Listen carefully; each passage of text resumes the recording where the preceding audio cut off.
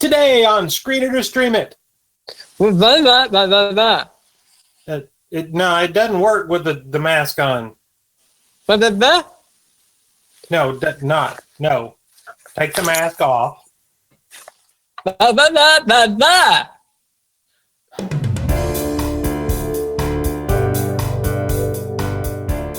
All right, today we are doing a special quarantine social distance episode because, hey, that's the sign of the times. We're going to talk our top 10 favorite quarantine movies, or however many we can get through. So, I was thinking it'd be fun to just do our countdown of movies that are, where the survival strategy is something involving, isolation or quarantine, and it may or may not succeed depending on the story. So, what do you have for a quarantine movie? Well, so my list didn't necessarily...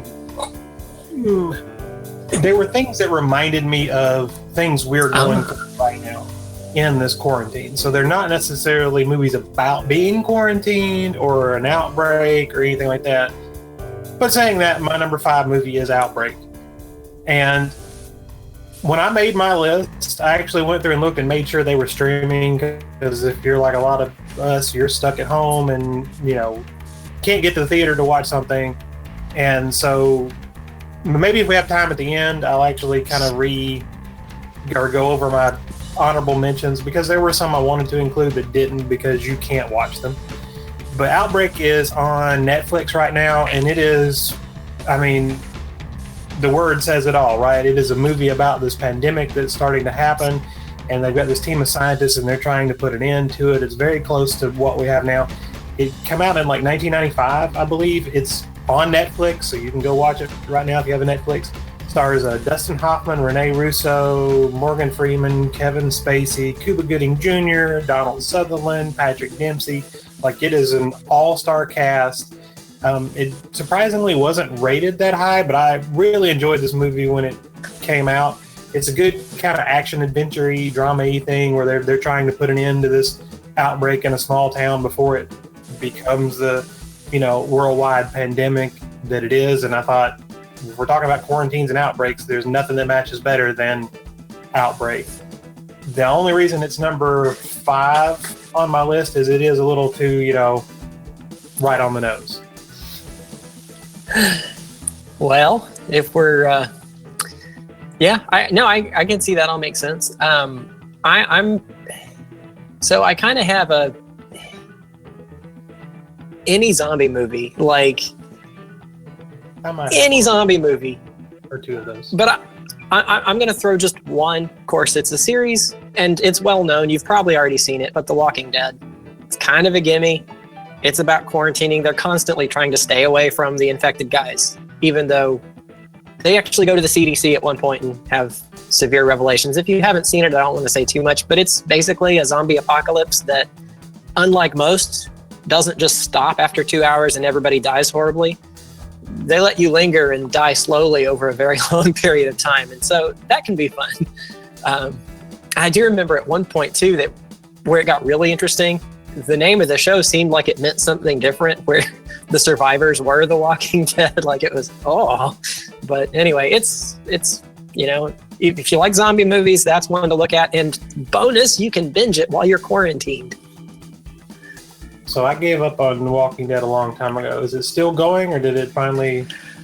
It is still going, but sadly, I have not seen anything after that episode that ended with the camera POV being beaten to death, because it was too traumatizing.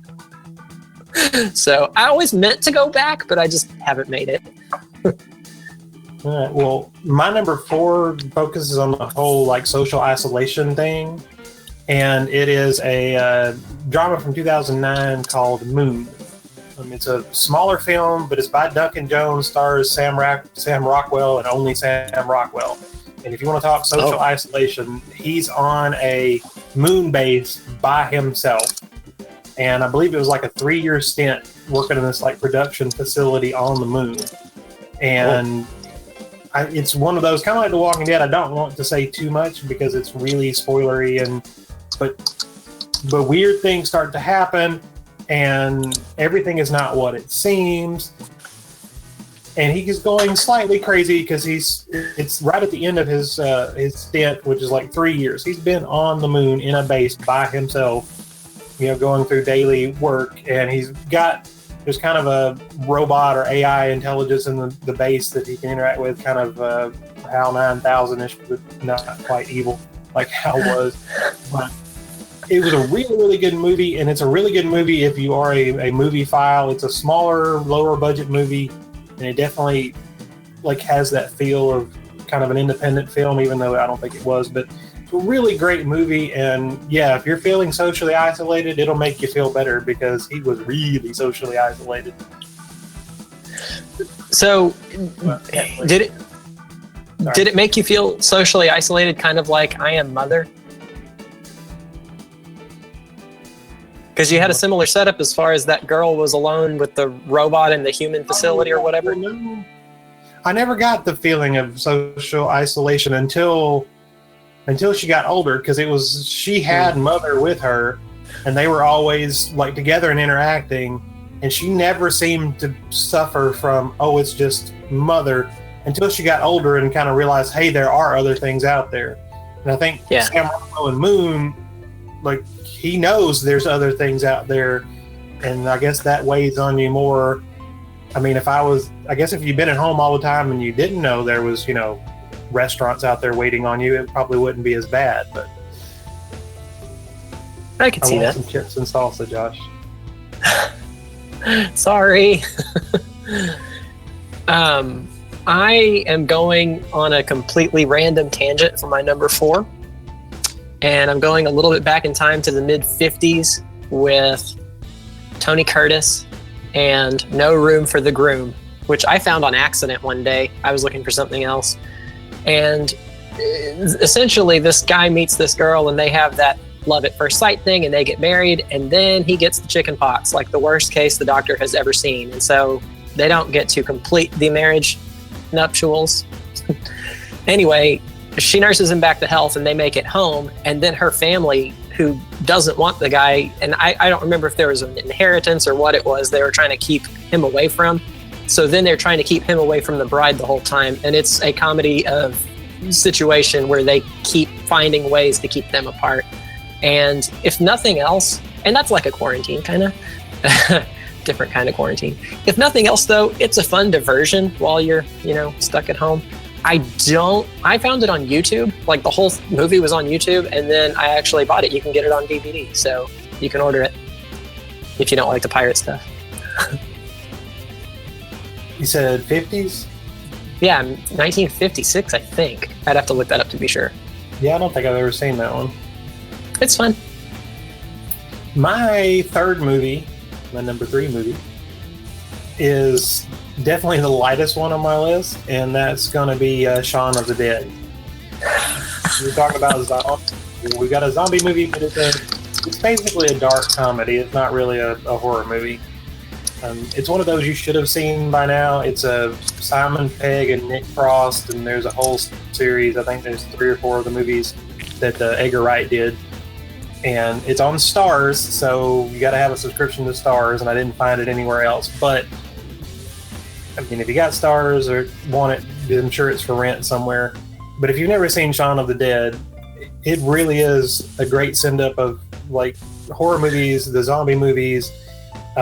Simon Pegg plays this guy, and he's basically just living a mundane life, and it is a boring, very mundane existence that he is perfectly happy with. It is not like he's caught in the drudgery. He goes to the same pub every evening. He plays video games with his friend every day, and he does nothing exciting. And everyone else in his life, except for Nick Frost, his best friend, is like, you need to be doing something with your life. And he's like, I am. I'm playing video games. I'm drinking at the pub. Everything's great.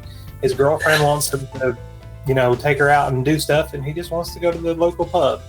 And of course, then the zombie apocalypse happens, and then what do you do? And he kind of unwittingly becomes the hero of the story, and he works his way through, zombie movie tropes. And it is a dark comedy because it's zombies and they are attacking people, but even the people that get attacked is usually hilarious. There's a little bit of action in it, But it's really funny. It's really the one that started the Hot Fuzz and at World's End, and not at World's End.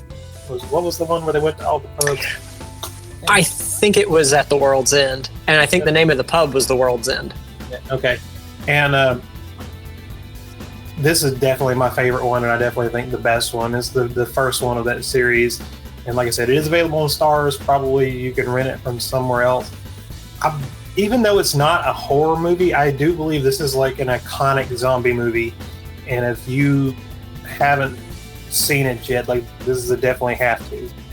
And I love it. And like I said, it's on the lighter side. So if you're feeling kind of beaten down and like, man, I don't want a zombie horror, and I don't want, Outbreak where it's, oh, we're all gonna die if we don't stop this, and it's a little too, right on the button for you, then Shaun of the Dead is good. Well, if you feel like being beaten down, my number 3, I am going with Attack on Titan, which is an anime series, and literally you've got all of the survivors of humanity hiding behind walls against an overrun Earth that is overrun by these giant man-eating titans. So they are literally hiding, and that's the only way to stay alive is to stay away from these guys because they'll just, eat you up. And it's an anime, so technically that's a cartoon, but it's one of the bloodiest things I have ever seen. It's rough. It is rough. You have been warned. It is, and it's harsh too, because it's, they make you care, and then people just die like left and right. It's mercilessly, and there's lots of suffering, and almost like someone said, "Hey, George R. R. Martin, you want to write a anime?" Very nearly, but the gist of it, it's the story of a boy who lives and his friends, because in anime it's always about the main character and his friends, so you have to have the friends. And they live in one of these cities that's in the wall, and then the wall gets busted in and the Titans get in. So several episodes kind of string together frequently to make bigger story arcs. And then, of course, the whole thing is a big overarching. They just finished season 3, which is available on Crunchyroll if you don't mind reading subtitles. I believe it's also available on Funimation. You can find dubbed in English versions, which those are great too. I'm not one of those purists that says you have to watch it in whatever. I don't care. It's a good story.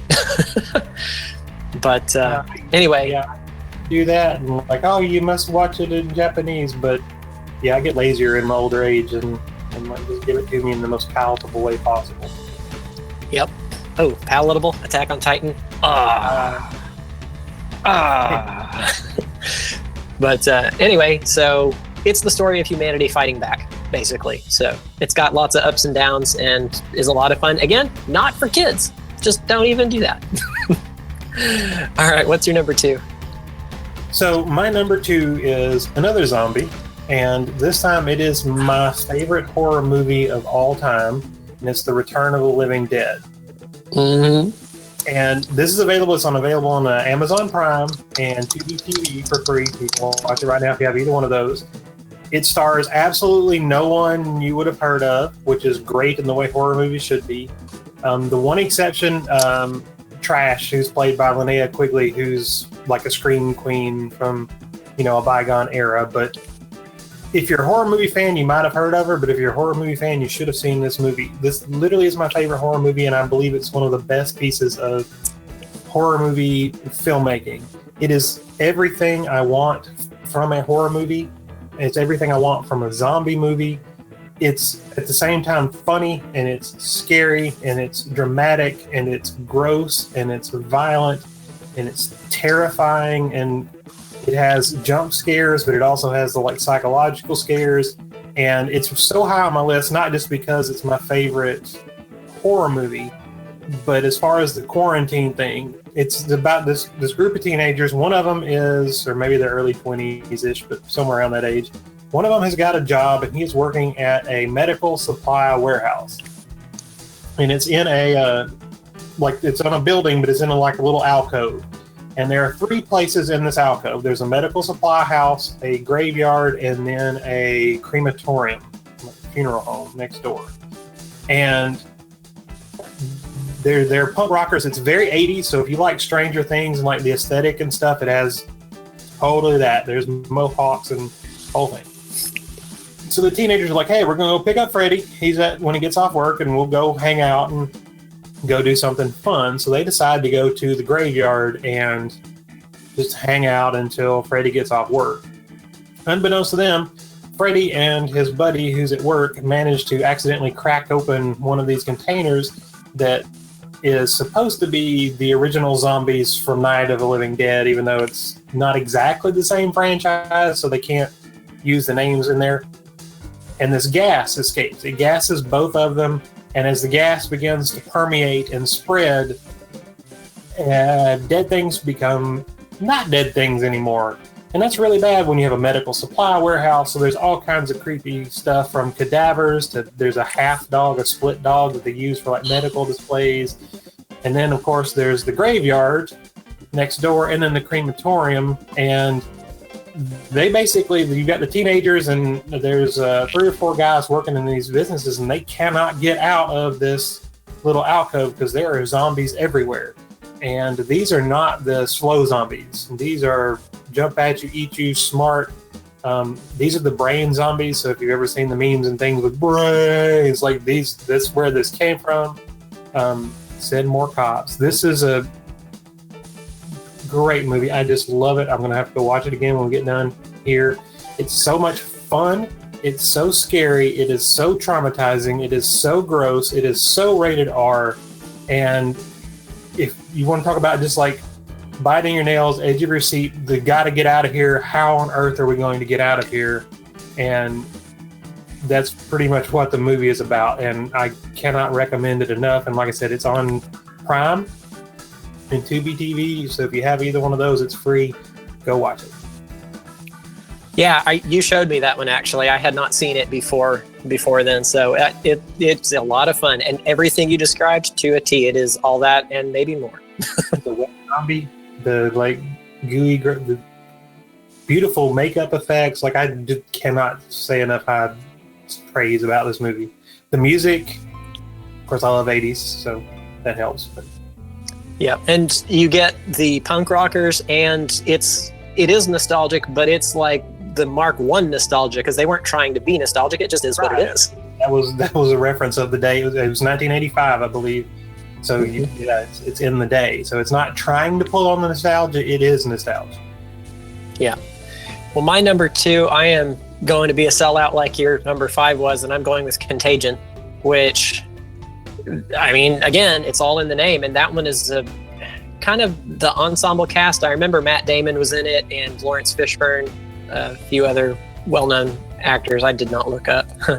But it follows some CDC workers and some average people, and just kind of has this cutting back and forth of all the measures that are taken. And actually, it's eerily similar to what we're seeing right now. It's kind of, and I'm assuming because they probably, when they wrote it, researched the 1918 Spanish flu and other pandemics and saw what people have tried in the past and what worked, what doesn't. And, well, we learned some things from history. So it felt less dramatic than most movies like that. I mean, it had its moments for sure, but it was more like the slow ride than like punchy moments of, oh, you're going to get the virus.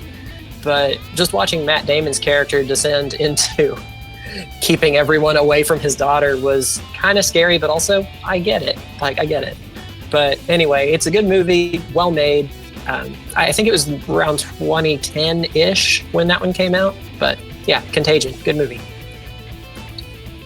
So my number 1 is definitely because it is the thing that reminds me the most of pretty much everything we're going through right now. And it is Chernobyl. It's a mini-series on HBO. And I know you haven't seen it, have you? Not yet.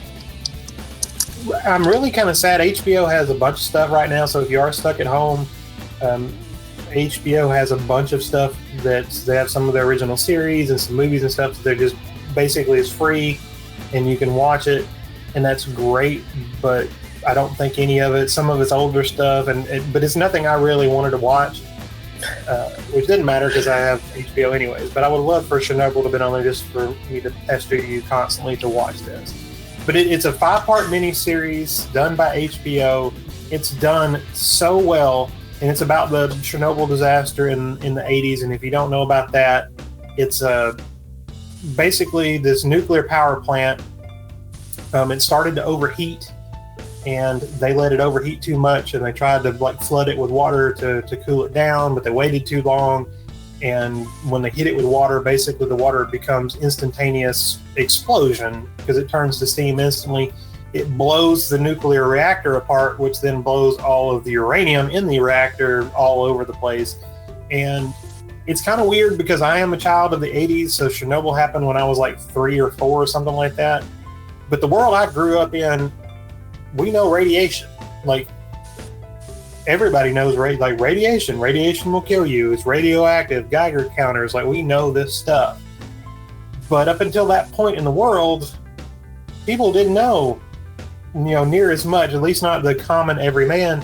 And I never realized that until I watched this series. But there is, as we're going through this Contagion stuff, and as we're going through the steps, right? First, we were told, hey, it's probably a good idea if you stay home, and then we were told you have to stay at home, and then all the people griping about, the government's doing the best they can, or the government's not doing, near enough, and they didn't act fast enough.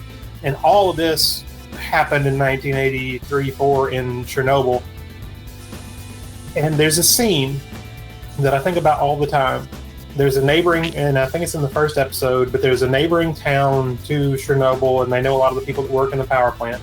And as it's exploding and it's on fire, they all go gather and stand on this bridge and watch. And there's a scene with, talking about emotionally affecting you. There's a family pushing the baby carriage, and they're standing on the bridge with the baby, watching the fireworks go off from the next town, knowing that everybody is going to die because there's so much radiation, but you can't see radiation. And unless you're close enough to it that it's physically burning you, then you don't know it's killing you.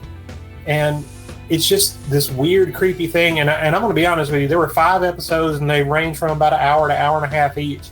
And I watched one a day. I'm a binge watcher. If I find something I like, I'll sit down and watch 4, 5, 6 hours or something, especially on weekends when I have time to do it. But I watched one a day because that's all I could handle. It beat me down. It made me depressed. It gave me weird, nightmarish dreams. But I just wanted more. I got to figure out, what resolution, how did they fix this, what really happened. There's a nice mystery to the whole thing. And I really feel like right now we're going through kind of the same exact thing. Of course, being Russia, they don't release numbers and they don't tell the whole truth about things.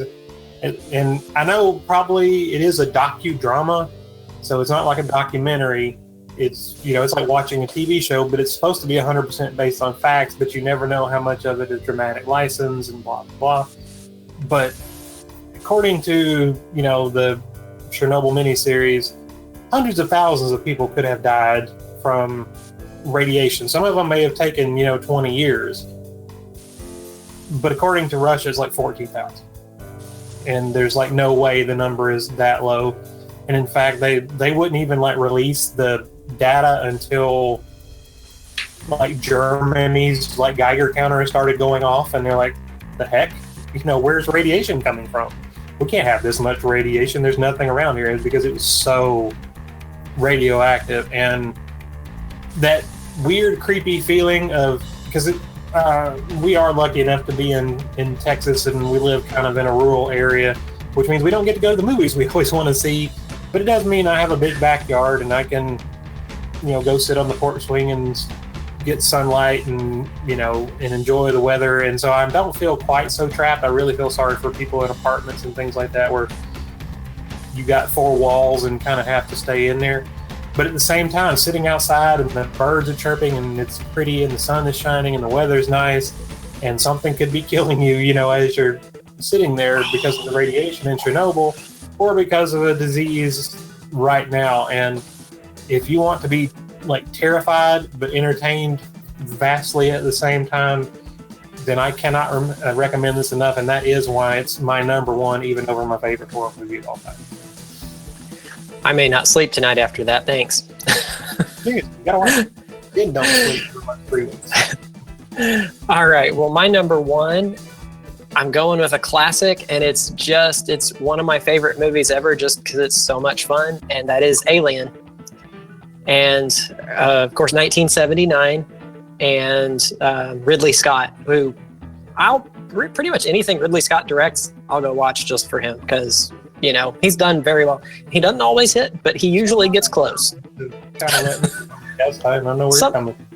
Sometimes, but this is one of the oldest movies of his that's on my radar. But it's a story about these space travelers, and they are kind of miners. So they basically go way out in the middle of nowhere in space, find expensive stuff, mine it, and bring it back to Earth. That's their whole mission. But they get a distress call, so they go land on this planet to find out what's the origin of this distress call. How can we help? And one of the crewmen, without giving away too much of the story, becomes infected. Something attaches itself to him, and so they have to try to get it off. Well, there is a very pivotal scene where they literally, it's like, no, we've got to get it off. And one of them says, no, you can't let him in. We'll all be exposed. But that's all our time. So you'll have to watch the movie for yourself. Thanks so much for watching Screen It or Stream It. Remember, don't take your kids to the movies on Tuesday nights because that's when we used to go.